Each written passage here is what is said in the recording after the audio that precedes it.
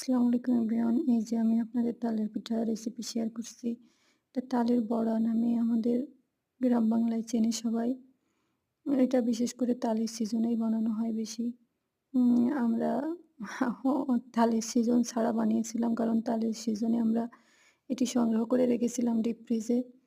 এটাতে চাউলের আটা, নারকেল কোলা, চাউলের আটা, নারকেল কোড়া ব্যবহার করা হয়েছে। সামান্য চিনি, লবণ দিয়ে ছোট, ছোট করে কেটে এটা বড়াটা বানানো হয়।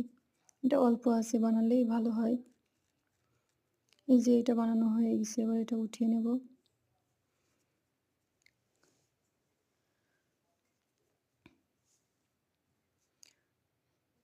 এর কালারটা অনেক বেশি সুন্দর আসে। আ ফোনের ক্যামেরায় করা কালারটা অত বেশি সুন্দর দেখাচ্ছে না। এই যে আমরা উঠিয়ে নিলাম।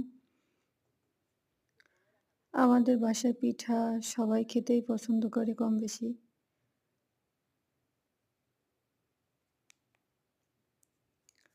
এই যে ১ম টা ওঠানো হয়ে গেছে প্রায়।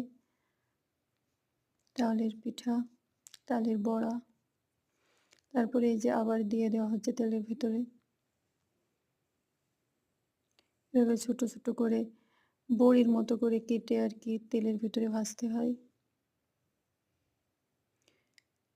তালের সিজন ছাড়াও অসময়ে খেতে পিঠাটা অনেক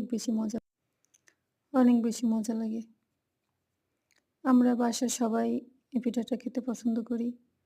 আপনাদের কেমন লাগছে ভিডিও কমেন্টে জানাবেন। ভালো লাগলে আমার চ্যানেলটি সাবস্ক্রাইব করবেন, লাইক করবেন, পাশে থাকবেন। দেখুন কত সুন্দর লোক, লোভনীয় একটি লোক। এটা খেতে এটা খেতে অসাধারণ টেস্ট।